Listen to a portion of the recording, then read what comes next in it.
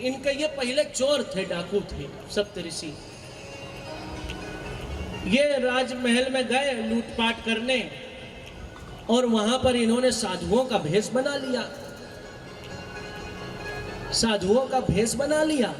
और राजमहल में राजा तो था नहीं, वहां पे इन्होंने खूब लूटपाट करी और मारा काट भी करा, खून खच्चर भी कर दिया, वहां पर रक्तपात कर दिया पूरा। और वहां से लौटने लगे, सातों साधु के भेष में थे। भेष की महिमा बता रहे, ब्राह्मणों के और साधुओं के जिनके जिनके जो भेष दिए गए उनकी महिमा बता रहा हूं।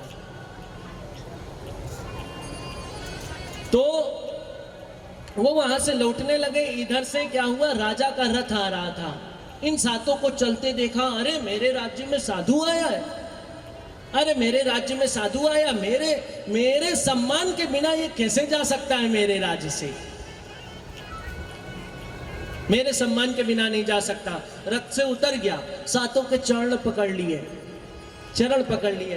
नहीं साधु महाराज जी, आपको हमारे दरबार में चलना पड़ेगा, आपको हमारे राजघराने में चलना पड़ेगा, वहाँ आपकी पूजा सेवा अर्चना वंदना और आपका जब दान सत्कार सब कर लेंगे तब हम जो है आपको यहाँ तक छोड़ने आएंगे। वो तो डरने लगे कि हम तो नकली साधु हैं, वो तो डरे कि अब तो पकड़े गए। और वो तो पूरी झोलियां जो बांधे थे सब माल खजाना वहां का राजमहल का भरा था। पीछे थोड़ा सा बच्चे खेल रहे हैं, उनको शांत कराओ, एक दो कार्यकर्ता वहां खड़े हो जाओ, ये आवाजाही मत लगी रहे, बिल्कुल नियम से चलने दो सारा कार्यक्रम। और वहां पीछे पंडाल में कोई खड़ा भी ना रहे, क्योंकि मैं यहाँ से सूलपाणी का दर्शन करता रहता हूँ और वो सोचता हूँ कि उस पहाड़ के पीछे मेरी माँ निरंतर प्रवाहमान हो रही है। जैसे यहाँ से कथा गंगा बह रही है, ऐसे हमारी नर्मदा मैया वहाँ से प्रवाहमान हो रही है। इसलिए सामने का परिवेश शुद्ध और साफ रखें।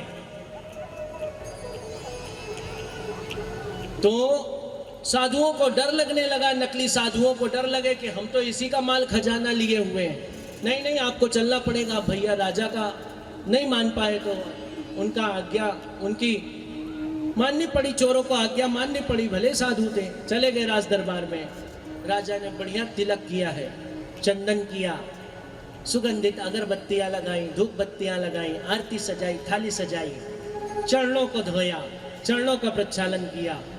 और राजा ने जाते ये नहीं देखा कि मेरे क्या क्या लुट गया, क्या पुट गया, क्या कौन मरा पड़ा है, कहाँ क्या हो रहा है, ये सब उसको दिखाई दे रहा, लेकिन इससे मतलब नहीं था, साधु सत्कार से मतलब था, साधु सत्कार से मतलब था। उनके चरणों को धोया और उनके चरणों का जल लेकर उसने राजमहल में छिड़क दिया, सब पुनर्जीवित हो गए। जो जो खजाना गया था वैसा वापस का वापस आ गया। नकली भेष धारण करने वाले साधु के भेष में भी इतनी ताकत है, उसके भेष में, वो भले उसके भीतर चित्त वृत्तियों का दूषित आदमी बैठा हो, लेकिन नारायण के भेष में इतनी क्षमता है कि भेष ही कल्याण कर देगा। इसलिए साधुओं को प्रणाम करना नहीं भूलना, भागवत जी को प्रणाम करना मत भूलना।